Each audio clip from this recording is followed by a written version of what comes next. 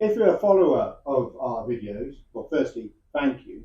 But secondly, you'll probably also be aware that there was quite a wide variety of portable lighting available in the 19th century to the soldier or the traveller.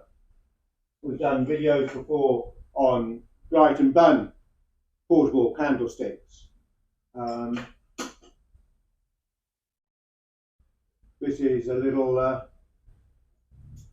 go to bed candlestick with a Vesta case to its side that we've done videos on. There's the Edinburgh candlestick, which was used mostly on board trains with a suction pad. They made what are called doctors or carriage candlesticks, where you've got a foot which extends so it can stand, you've got a carrying handle, and hooks so that it can hang on the curtains of a carriage. These are all quite clever, sophisticated designs. But one thing we haven't really done before are travelling lanterns. So let's have a closer look at this tin one, which was made to fold for travel. So this is a triangular tin lantern. It's got a nice big hanging hook to the top here, but it's also got a pair of handles to the back that you can use to carry it if you want, or it's got little brass feet so it'll stand on a table. Now it's made of tin with mica windows. You've got quite a lot of air vents to it.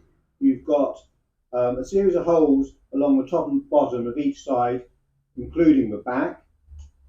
You've also got a little air vent at the top below this cap here, and also to the bottom where the candle sits. And believe me, having held a lantern like this before when it's been lit, it does actually get quite hot very quickly. So those air vents are essential. Now, to put your candle in, you've got the door here. And this works on quite a simple hinge. You've got attached to this foot a rod going up made of wire with a little bent handle. That comes down and it releases the wire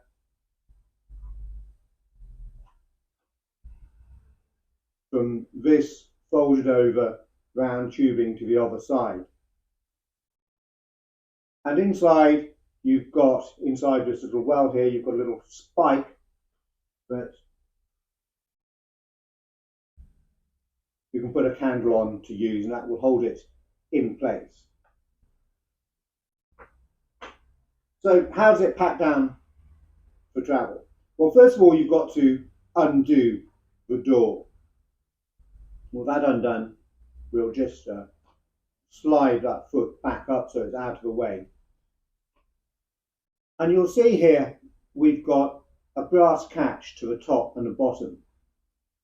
And if you look at the top there, you can see as I turn it, the catch comes up, and in doing so,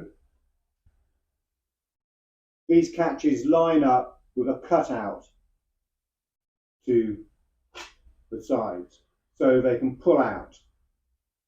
Well, now you've got three parts, three walls which will fold, but also you've got the top and the base which will fold. So if we fold those in, we'll flatten our handles again, fold it nice and flat like that.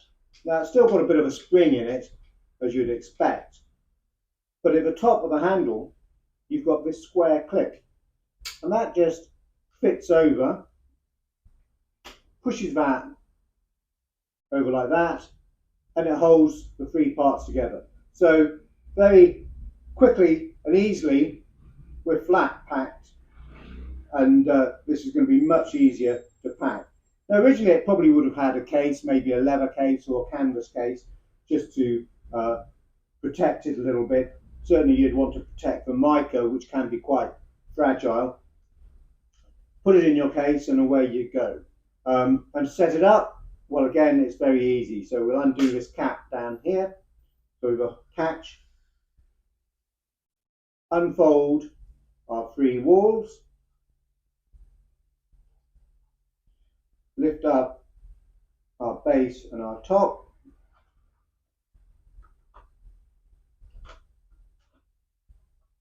put their brass twist catches through these cutouts here,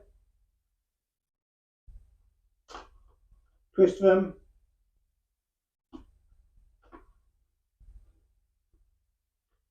so they lock,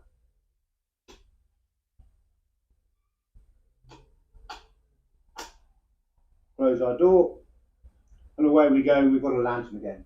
So it's a folding triangular tin lantern. It's also got brass parts to it, and the windows are made of mica, and it's around about 1900 in date. We did have a similar one to this, which had the name of its owner, Surtees, written on the back, and he was a soldier officer who fought in the Boer War and joined the Guards, and his dates were late 1890s. So that helps us date it further. So around about 1900 in date, portable folding lantern made of tin.